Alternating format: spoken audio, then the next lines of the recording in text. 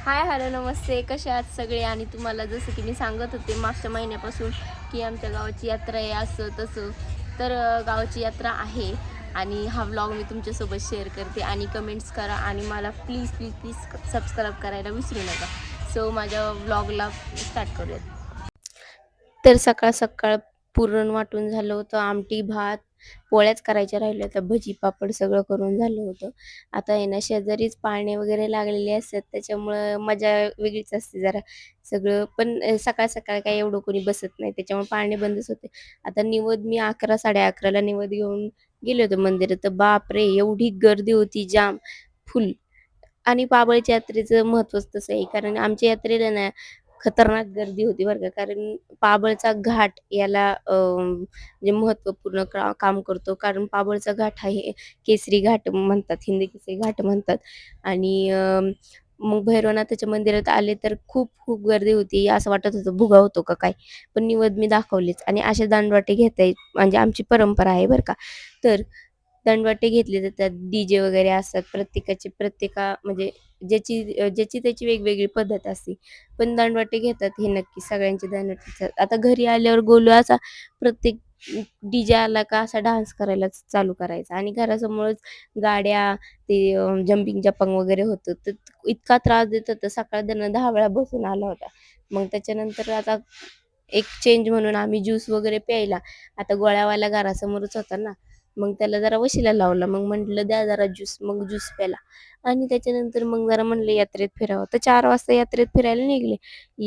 यात्रेत काही एवढी म्हणजे गर्दी नव्हती बरं का, तशी म्हणावं अशी. पण म्हटलं चला आता नाही का.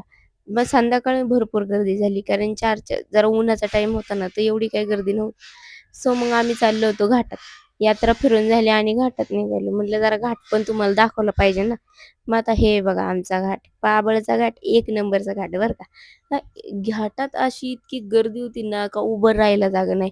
इथून-तिथून झाडावर सुद्धा माणसं बसली होती आणि ना हिंदकेसरी घाट आहे आणि ह्या घाटात आहे ना प्रथम क्रमांक येणं म्हणजे काही जोक नाही बरं का. एवढा डेंजर घाट आहे. तर हे अशा म्हणजे नाही का शर्यती चालू होत्या. म्हणलं मग थोडंसं नाही का तुम्हाला आणि ना सलग 3 वर्षाला जो नंबर 1ला येईन किंवा पहिल्या नंबरामध्ये जेवढे गाड्या आहेत ना, त्यांना आहे ना थार ठेवली होती बरं का. आता हे थार वगैरे सगळे नाही का, आता ह्या वर्षी तर नव्हती पण 3 वर्षाची ही थार होती बरं का. आता हे थार कोणाला भेटती, काय भेटती ते नंतर तुम्हाला मी सांगेनच. आता शेवटी अजून पण गाड्या बाकी होते ना, ह्या ट्रॉफ्या होत्या अशा मस्त मोठमोठ्या आणि ना घरी आमचा असा तमाशा चालूच आहे. आता आमचे बाबा आणि गोलू असा डान्स चालला होता जोरात, की बस रे बस. ही यात्रा म्हणजे ना, यात्रा एन्जॉय करायचं का? गोलू नुसता पळायचा, डान्स करणे, पळणे, डान्स करणे, पळणे आणि हा आमचे बाबा. त्यांचा पण डान्स मस्त मध्ये चालू होता.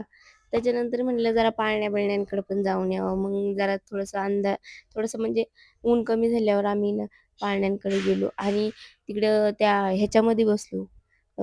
काय म्हणतात त्याला? ब्रेक डान्स बरं का. ब्रेक डान्समध्ये बसलो. एवढी फाटली होती. संध्याकाळी आमची पण दांडवट निघली होती.